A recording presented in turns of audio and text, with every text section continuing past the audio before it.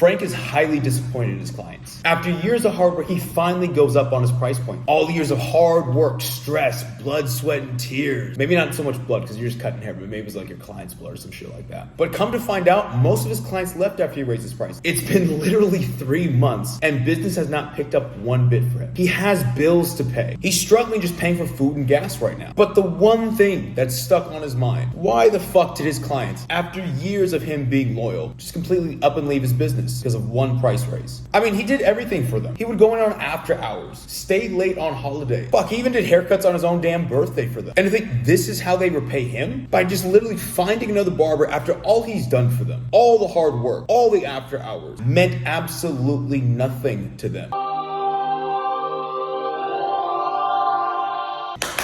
Alexander.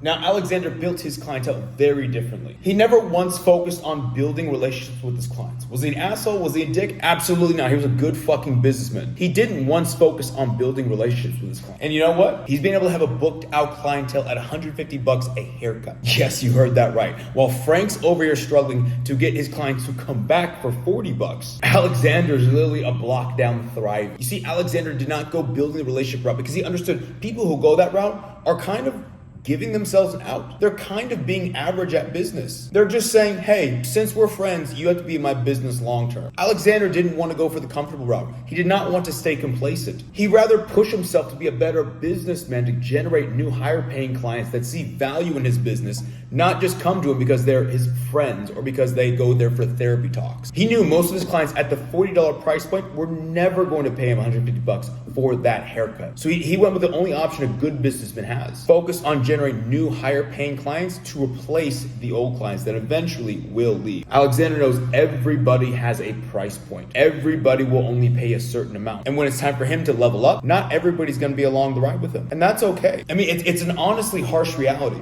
But to be honest, he understood it's not really that deep that Frank makes it out to be. It really doesn't matter about the relationships. It's a business in the first place. You're here to trade value for money, not shoot the shit and make friendships. It's just business. Now, starting off as a barber, I had to really find a fine line between where it goes with friendship and business. And a lot of times I would lean more towards the friendship route, whether that be giving discounts, whether that be holding my business and myself back because I was like, oh man, this person's not going to be able to afford this later on. When to be honest, I'm not in charge of another man's pockets. That other person is in charge of what they spend their money on, whether that be with me and my business or with somebody else. And it's my job as the business owner to go ahead and generate new clients into my business. And I think a lot of barbers hold themselves back because of this mentality of they want to bring their clients along for the ride. They want to bring them along from the journey from when they start cutting hair all the way to, I don't even know if they even think about retiring, but somewhere retiring. And that should not be an industry norm. I hate the fact that a lot of barbers think that they should be cutting kids because eventually one day those kids will turn into adults and be loyal clients. I don't even want to be cutting hair when the kid is like 5 years older than what they are right now, to be quite honest with you. Now, the whole idea of this video is to get you, the barber, or anybody out there who's thinking that you need to be loyal to your clients or that you need to build relationships to understand this is not how business is run. And that, to be quite honest with you, if you have that idea, you're going to be just like Frank and highly disappointed when that day comes when you raise your prices up and the majority of your clientele leave. And this isn't to be a pity party or anything or negative Nancy or anything like that. That's just bringing reality to the picture. And to be honest with you,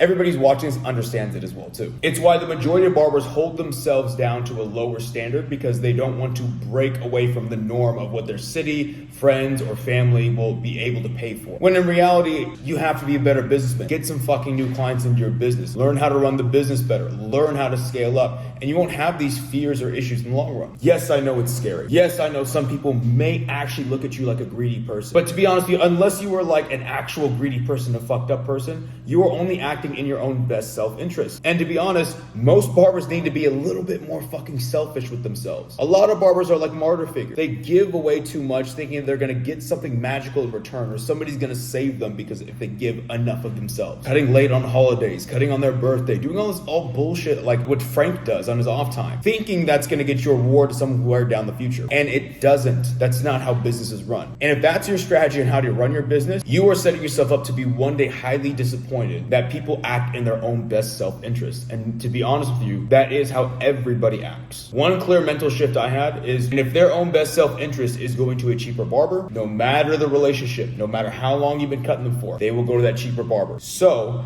It is in your best self-interest to improve your business and generate new higher paying clients so that even when that day comes, you don't even have to worry about it. You're not even gonna take it personal. You understand that's what they have to do and you're doing something you have to do as well. Do not bet on relationships. I'm not saying don't be a dick, but don't think just because you're friends with them, just because you did them a favor, just because you got them in the squeeze-ins, just because you had deep therapy talks, honestly doesn't mean anything. Because when the day comes when somebody has to act in their own best self-interest or stay in your business, they're always gonna pick themselves and be selfish with themselves. So be selfish with your business, focus on growing, and take in the mindset that everybody who's in your business currently right now will not be in your business 12 months from now if you plan on going from, let's say, from $40 to 100. And start planning how you can generate new higher paying clients to replace all of those clients that are then gonna be leaving. That way, you'll be set up for success.